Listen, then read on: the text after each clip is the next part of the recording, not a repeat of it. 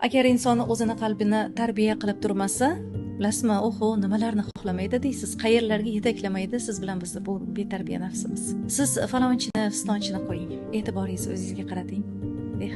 Bilasizmi, qancha ayb nuqsoningizni topasiz. Nima qilasiz? U unaqa, bu bunaqa deb birovni muhokama qilib. Siz o'zingiz haqingizda qanaqa fikrdasiz?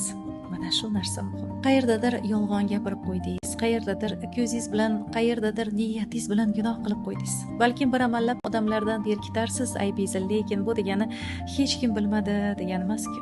Qalbimizni egasi bor. Adolat sohibi. Inson ishoning qancha o'zi bilan o'zi ovora bo'lsa, uni umuman vaqti qolmaydi o'zgalarning aybini topishga. Qalb xastaligi badan xastaligidan ko'ra ancha og'irroq. Odam o'zini betobligini bilmasa, davosini ham topa olmaydi. O'zim haqman deb. Bilmasligin bilmaslar degan gap bor-ku. Chunki bilmaslik eng katta dard. Shuning uchun aytayapman-da, o'zgalarni qo'yaylik. E'tiborni o'zimizga qarataylik.